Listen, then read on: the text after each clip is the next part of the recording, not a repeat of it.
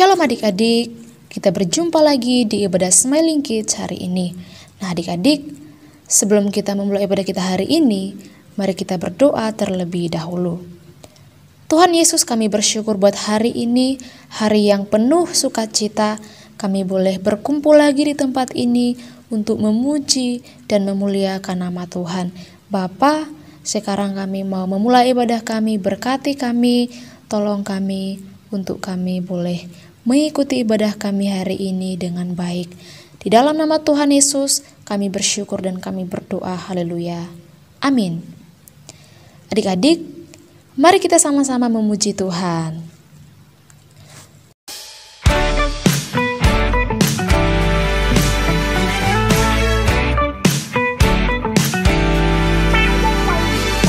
Mari kawan semua menari buat Tuhan. Tak perlu kamu ragu atau juga malu. Sekarang ini waktunya memuji Sang Raja. Rayakan kebaikannya, bersukacitalah. Mari kawan semua menari buat Tuhan. Tak perlu kamu ragu atau juga malu. Sekarang ini waktunya memuji Sang Raja. Rayakan kebaikannya, bersukacitalah. Langkahkan kakimu ke kiri dan kanan, goyangkan badanmu dan berputarlah, bertepuk tangan, memuji namanya, takkan berhenti menari baginya.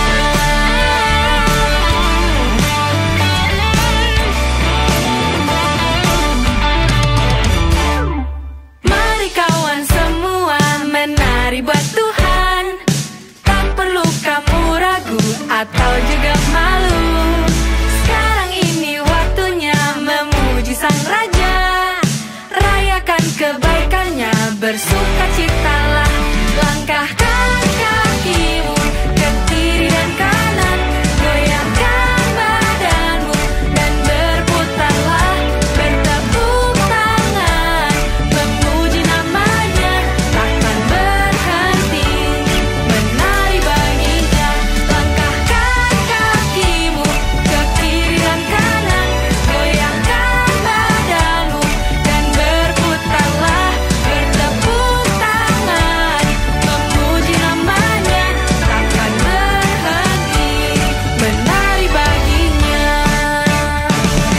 Percayalah pada janjinya, Dia setia akan kasihnya. Percayalah pada kuasanya, tinggikan namanya.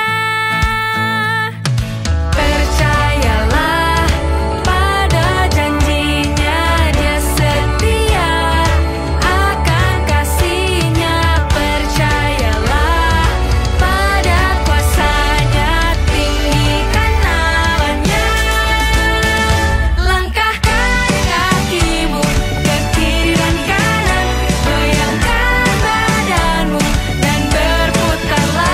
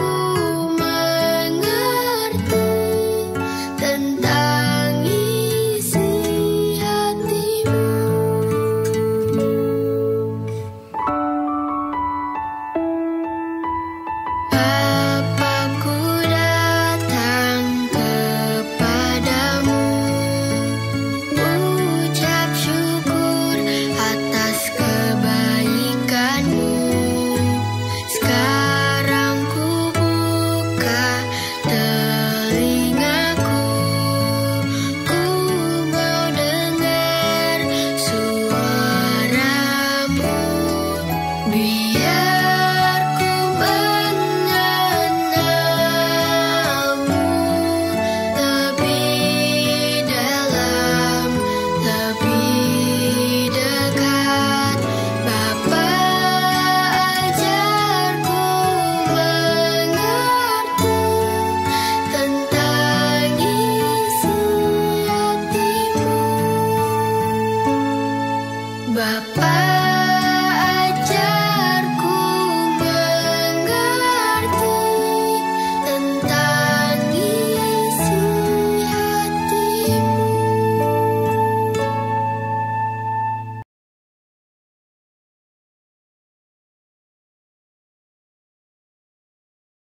Nah, sekarang mari kita mau siapkan hati kita untuk mendengarkan firman Tuhan. Sebelumnya, yuk mari kita mau berdoa terlebih dahulu.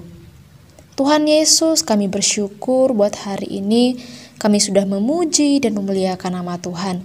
Sekarang kami mau siapkan hati kami mau duduk diam untuk mendengarkan firman-Mu. Berkati kami, mampukan kami, tolong kami untuk kami dapat mengerti dan melakukannya dalam setiap kehidupan kami. Di dalam nama Tuhan Yesus kami bersyukur dan kami berdoa. Haleluya. Amin. Nah, adik-adik, judul cerita firman Tuhan kita hari ini adalah Yefta mengalahkan orang Amon. Cerita firman Tuhan kita hari ini terambil dalam Hakim-Hakim pasal 10 ayat 6, pasal 11 ayat 1 sampai 40, dan pasal 12 ayat 1 sampai 7. Nah, adik-adik, minggu ini kita juga ada ayat hafalan yang terambil dalam Mazmur pasal 27 ayat 10. Sekalipun ayahku dan ibuku meninggalkan aku, namun Tuhan menyambut aku. Nah, adik-adik, jangan lupa ya untuk dihafal ayat hafalannya. Nah, adik-adik, bangsa Israel sudah lama sekali tidak mengenal masa aman. Gideon mengalahkan orang Midian, tetapi masih ada musuh-musuh lain yang amat berani. Mereka adalah orang Amon yang diam di sebelah timur Sungai Yordan. Karena itu, kedua suku Israel yang tinggal di sana, suku Ruben dan suku Manasye, yang paling menderita. Tetapi orang Amon juga menyeberang Sungai Yordan dan menyerang suku-suku Yehuda, Benyamin, dan Efraim. Kenapa ya bisa jadi demikian? Padahal negeri Kanaan telah menjadi kepunyaan bangsa Israel selama bertahun-tahun. Nah, adik-adik, marilah kita membaca apa yang tertulis tentang masa itu dalam kitab Hakim-Hakim pasal 10 ayat 6 sampai 8. Apakah kita dapat membayangkan 18 tahun peperangan? Itu berarti semua anak dan para remaja belum pernah mengalami masa aman. Mereka harus selalu siap menghadapi serangan. Kadang-kadang nenek dan kakek juga orang tua mereka bercerita tentang Gideon yang dipanggil untuk menolong Bani Israel mengalahkan bangsa Midian. Marilah kita minta pertolongan lagi kepada Tuhan, kata anak-anak muda penuh dengan pengharapan. Tetapi kali ini ia tidak menolong mereka lagi. Ia berkata kepada orang Israel, "Betapa sering aku menolong kamu, waktu kamu berseru kepadaku. Aku telah menyelamatkan kamu dari tangan orang Mesir, orang Amori, orang Filistin, dan banyak bangsa lain. Tetapi berulang-ulang kamu melakukan yang jahat. Kamu tidak lagi menyembah aku, dan terlebih lagi kamu beribadah kepada allah-allah lain. Sekarang pergi saja dan minta tolong pada dewa dan allah-allah lain yang kamu pilih. Biarlah mereka menolong kamu dalam masa kesukaranmu. Betapa malu orang Israel menerima teguran Tuhan yang terus terang itu. Mereka sadar mereka sangat bodoh. Mereka meninggalkan Allah yang dapat menolong dan menyembah serta melayani allah-allah lain yang tidak dapat melakukan apa-apa bagi mereka. Kali ini mereka sungguh bertobat. Mereka membuang patung dewa-dewa dan mereka mulai beribadah kepada Allah Israel yang hidup. Apakah Dia masih mau menolong mereka atau tidak?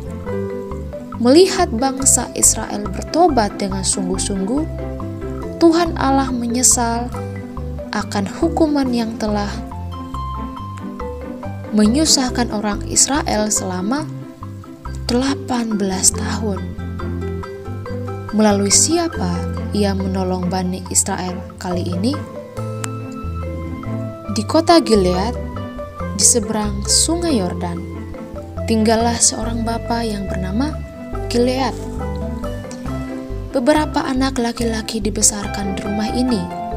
Anak yang sulung bernama Yefta. Tetapi mengapa Yefta sering dimarahi ibunya? Mengapa ia dihina oleh adik-adiknya? Ada sebabnya. Sebelum Bapak Gilead menikah, ia mempunyai hubungan dengan perempuan lain. Ia adalah ibu Yefta. Yefta tidak dibedakan oleh ayahnya. Ayahnya membesarkan dia sama seperti adik-adiknya walau mereka tidak menyukainya.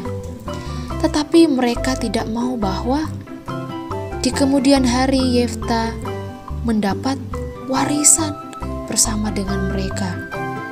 Setelah dewasa mereka mengusir Yefta dari rumah ayahnya. Ayahnya tidak menolongnya, jadi ia harus pergi. Tetapi meskipun Yefta dibuang oleh keluarganya, ia tidak dibuang oleh Allah. Allah menjaga dan menolongnya. Allah mempunyai rencana yang indah dalam hidup Yefta. Kemana Yefta pergi sesudah diusir oleh keluarganya? Ia pergi ke utara, ke tanah Tob, dan menjadi seorang prajurit yang berani. Pemuda-pemuda lain yang merasa terbuang seperti Yefta mulai menggabungkan diri dengan dia dan Yefta menjadi pemimpin mereka. Cerita tentang keperkasaan dan keberanian kelompok Yefta itu diceritakan kemana-mana.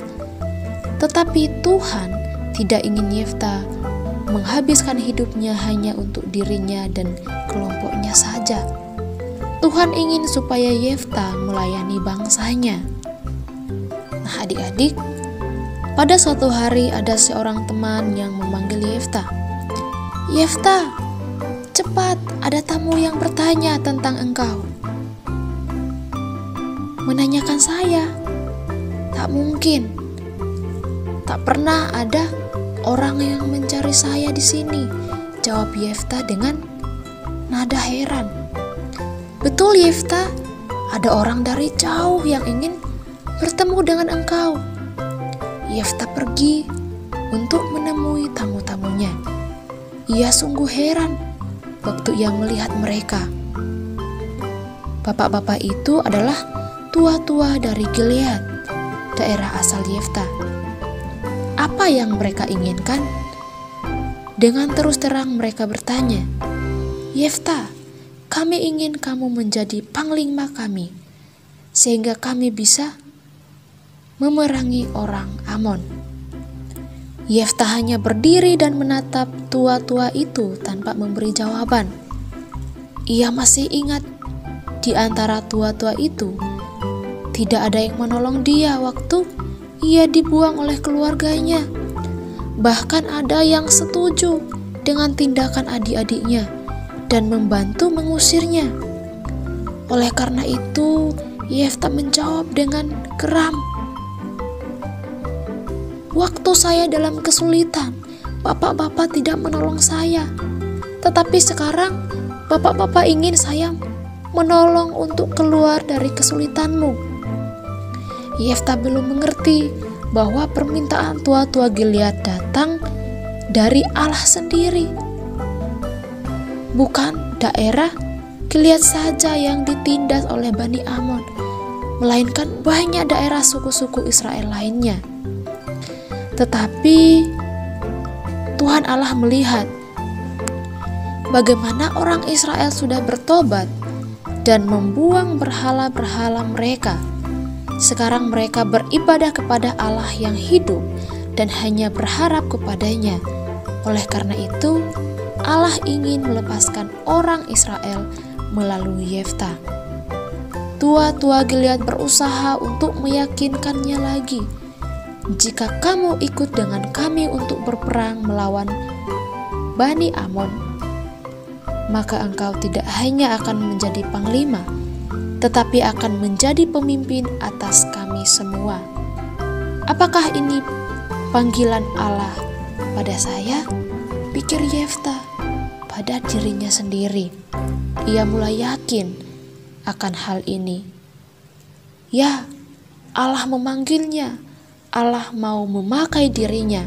Karena itu, Yefta membuang rasa sakit hatinya. Ia bersedia melayani bangsanya yang sedang dalam kesulitan. Yefta meninggalkan kawan-kawannya dan pergi ke kota Mispa bersama dengan bapak-bapak yang dari Gilead. Di sana mereka berdoa kepada Tuhan, dan para tua-tua itu menggenapi segala janjinya di hadapan Tuhan. Yefta bukan saja seorang pemberani, melainkan juga ia bijaksana. Ia berdoa sungguh-sungguh kepada Tuhan, dan Tuhan memimpinnya langkah demi langkah. Yefta tidak memulai perang secara langsung. Lebih dahulu ia mengirim utusan kepada Raja Bani Amon dan bertanya kepadanya, "Apakah urusanmu dengan bangsaku sehingga engkau memerangi negeriku selama 18 tahun?" Raja Amon menjawab dengan keras, "Waktu orang Israel keluar dari tanah Mesir, mereka merampas tanahku. Sekarang kamu harus mengembalikan semuanya itu dengan jalan damai." Betulkah orang Israel merampas tanah Bani Amon? Tidak, semua itu dusta. Tetapi Yefta menunggu dengan sabar. Sekali lagi ia mengirimkan utusannya. Ia menjelaskan apa yang terjadi sebenarnya pada waktu bangsa Israel datang dari Mesir 300 tahun yang lalu. Dalam kalimat terakhirnya, Yefta berkata, "Allah yang memberikan tanah kepadamu dan kamu, Raja Amon, harus puas dengan tanah yang diberikan Allah kepadamu dan tidak mengingini tanah kami yang diberikan kepada kami oleh Allah sendiri." Raja Amon tidak mau mendengar. Ia bersiap untuk menyerang orang Israel. Pada waktu itu, Roh Allah turun atas Yefta dan membuatnya kuat dan berani. Yefta memanggil orang-orang Israel, khususnya yang tinggal di Manasye. Mereka disuruh berkumpul di Mispa sebelum masuk dalam peperangan yang hebat itu. Yefta berjanji kepada Tuhan, "Jika engkau sungguh-sungguh menyerahkan Bani Amon itu ke dalam tanganku, maka siapa yang pertama kali keluar dari pintu rumahku untuk menemui aku pada waktu aku kembali dengan selamat akan menjadi kepunyaan Tuhan." Kemudian mereka pergi untuk berperang. Tuhan menolong Yefta seperti dahulu ia menolong Barak dan Gideon. Bani Amon yang menindas orang-orang Israel selama 18 tahun dikalahkan. 20 kota dihancurkan. Bayangkan saja, orang Amon mengalami kekalahan besar sehingga mereka tidak lagi mengganggu bangsa Israel. Tuhan sudah mendengar doa mereka dan melepaskan orang Israel dari tangan musuh.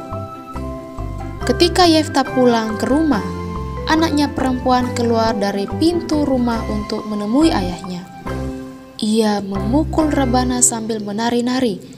Tetapi Yefta sangat terkejut saat ia teringat akan janjinya dengan berseru, "Ah, anakku, engkau membuat hatiku hancur." Anak itu yang sudah menjadi seorang gadis yang cantik adalah anak tunggal keluarga Yefta. Mendengar kata-kata ayahnya, ia menjadi bingung. Tidakkah ayahnya senang melihatnya? Akhirnya ia tahu bahwa ayahnya sudah bernazar kepada Tuhan dan bahwa ia akan diasingkan untuk Tuhan. Tetapi ia tidak memberontak. Ia bersukacita atas kemenangan yang Allah berikan kepada ayahnya. Ia hanya berkata, "Ayah, bila engkau berjanji sesuatu kepada Tuhan, itu harus digenapi. Hanya izinkan saya pergi 2 bulan lamanya bersama teman-temanku untuk menangis di pegunungan, kemudian saya akan kembali kepadamu." Yefta juga sedih karena putrinya tidak akan menikah. Ia tidak akan mempunyai cucu, tetapi ia tidak undur dari janjinya kepada Allah. Setelah itu Yefta menjadi hakim di Israel 6 tahun lamanya. Dalam surat kepada orang Ibrani, ia disebut di antara para pahlawan iman. Nah, adik-adik, Yefta adalah seorang yang dibuang dan diasingkan dari keluarganya, tetapi Tuhan berkenan memakai dia untuk melepaskan bangsa Israel dari tangan orang Amon. Mungkin di antara adik-adik ada yang merasa tidak diperhitungkan karena masih kecil atau karena tidak mempunyai kelebihan dan prestasi apapun. Tuhan juga sanggup memakai kalian asal kalian mau terus belajar dengan penuh semangat. Mungkin kalian pernah merasa diremehkan atau tidak dianggap. Ayo belajar membuang dan melepaskan sakit hati dan perasaan terhina.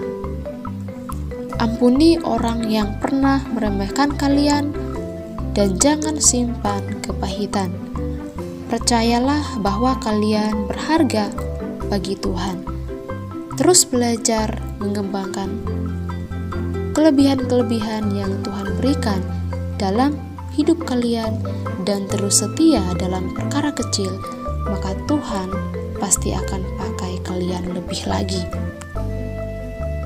Adik-adik, yuk mari kita berdoa bersama. Tuhan Yesus yang baik, kami bersyukur buat firman-Mu hari ini yang telah mengajarkan kami untuk kami mau tetap percaya kepada Engkau yang selalu menyertai kami, yang selalu ada dalam setiap kehidupan kami.